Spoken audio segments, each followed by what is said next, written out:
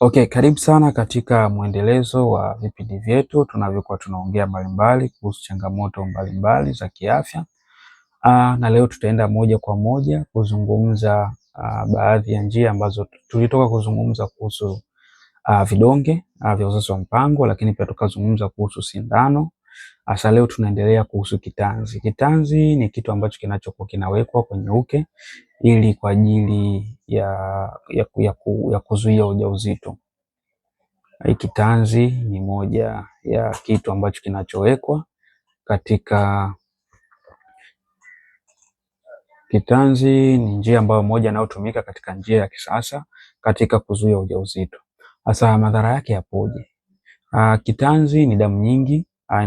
Kitanzi kinasababisha damu nyingi kipindi cha hedhi. Mara nyingi damu inakuwa ina overbleeding. Kuta mtu anaingia kwa mwezi mara mbili au anaweza akaingia mpaka wiki mbili anaingia tu kwenye mzunguko.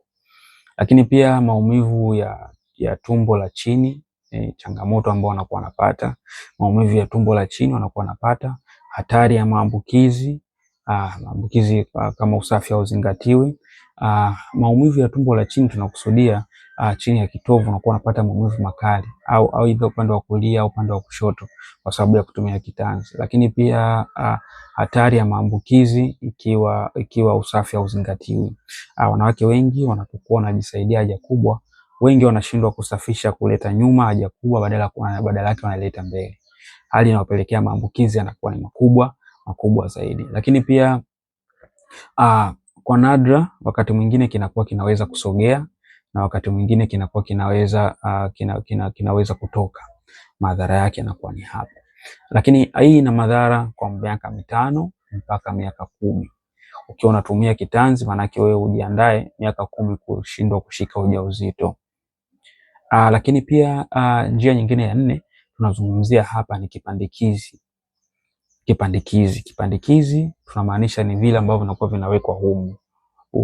Unakuta mtu anawekewa humu ili ashindwe kushika ujauzito.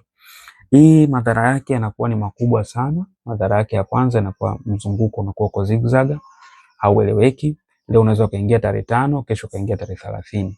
Kesho unaweza kaingia tarehe hii, kesho unaweza kaingia mzunguko kwa siku 21, ukaja ukaingia 28. Unakuja 34, unakuja 22. Unakuwa uko zigzag. Maumivu ya kichwa ni maumivu ambayo anakuwa anapitia muda mrefu. Lakini pia kitu kingine, kuongezeka kwa uzito. Hiyo pia ni moja ya sababu ambayo inatokana na kutumia kipandikizi. Lakini pia hii inakuwa na madhara kwa miaka 3 mpaka miaka 5. Hii inakuwa inakuletea madhara kwa muda mrefu, madhara yake yanakuwepo. Lakini pia njia nyingine ambayo inatumika, njia 5, inatumika kama ni kinga au wanasema kinga au kondomu za kike na za kiume. Hii madhara yake ni madogo. Madhara ya kwanza, inapasuka. Mara nyingi inakuwa inapasuka, na ikipasuka mara nyingi vipande vinakuwa vinabaki tumboni na kuleta madhara mfano kama kensa.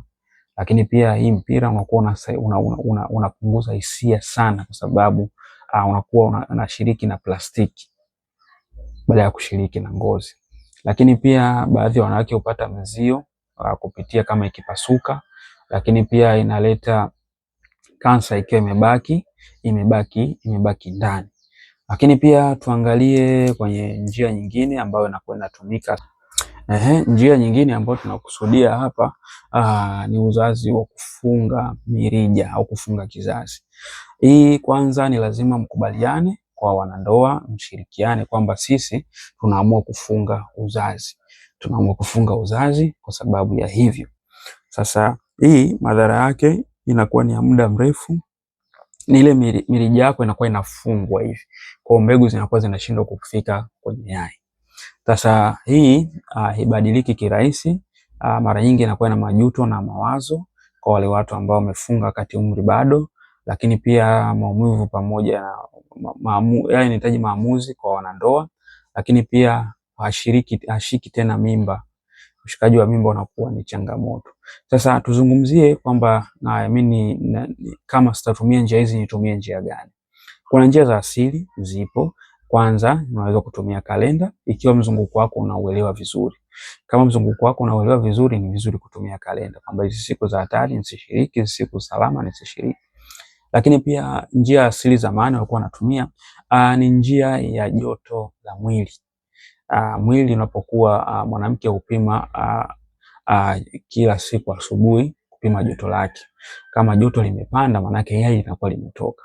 Kwa hiyo hii inatumika zamani sana, tofauti na sasa hivi. Lakini pia njia nyingine ziko nyingi ambazo za asili ambazo wanakuwa wanazitumia. Kuna njia pia ipo ya njia ya ute wa mlango wa kizazi. Mwanamke anapokuwa anatoa ute mwingi, anamaanisha kwamba yuko katika siku hatari. Lakini pia njia ya kunyonyesha, hii pia ni njia ambayo inatumika katika njia ya asili. Mama anakuwa ashiriki kwa sababu anakuwa ananyonyesha. Njia ya kujitenga au njia ya kupiga nje, wanasema wenyewe kumwaga nje. Unapokuwa unashiriki, baba anajitahidi withdraw, kumwaga nje. Lakini pia kuna njia za asili ambazo zinatumika mpaka sasa hivi. Hizi njia ni muhimu sana. Mfano, kutumia mbegu za mnyonyo. Mbegu za mnyonyo, zile mbegu moja unakuwa unatumia baada ya kumaliza mzunguko wako. Yani inakuwa wewe mpaka mzunguko unapokuja kuisha uweze ukashika ujauzito. Lakini pia hizi zina utaalamu wake, kuna vipimo vyake na namna ya kutumia.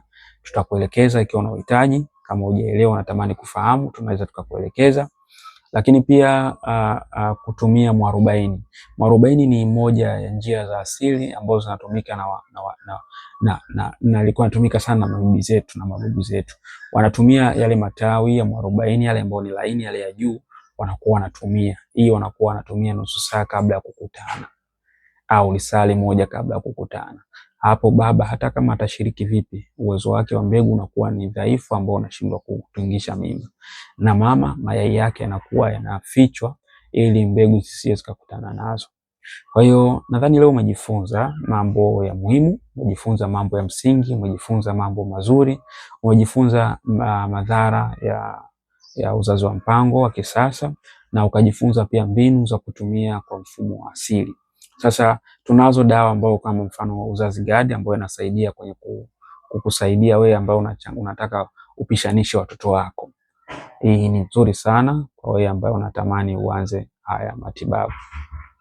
Asante sana na Mungu akubariki. Unaweza ukacomment, ukalike, lakini usisahau kushare kwa mtu ambaye unatamani afahamu hichi kitu ambacho umekijua leo. Asante sana, mpaka katika vipindi vyetu vingine vinavyokuja huko mbele, tutakuja kuelekeza vitu vingine, mambo mengine, namna gani ya kuyatumia, mambo gani. Asante sana na Mungu awabariki. Tutaonana katika vipindi vijazo.